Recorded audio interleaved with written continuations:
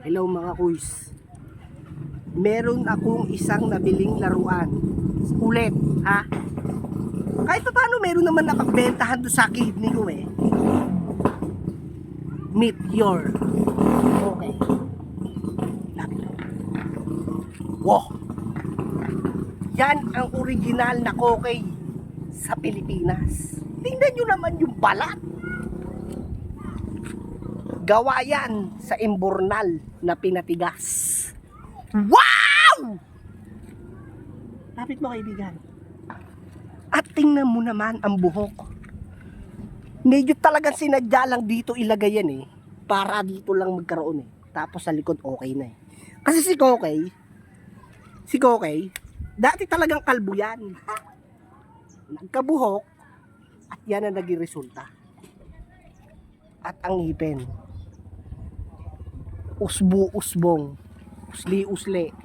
Kasi kinakain yan yung mga graba. At isa pang kung bakit ko binili to ha, yung pinakasalita niya. Lapit mo. Okay ka, okay. Tignan nyo naman yung wow! Yung pinaka realist na pagkakasabi niya na Okay ka, okay. yan ang pinaka nagustuhan ko kung bakit ko binili tong kokey na to. Kasi bihira lang talaga magkaroon. Isang inalok lang sa akin yan eh. Dahil pinakita nga sa akin yon, nagustuhan ko na rin. Kaya binili ko na rin. Last chance. Kasi malulobat na eh. Okay ka, okay. Tingnan nyo na! Wow! At yun lang mga kuys. Wala na akong masasabi dito.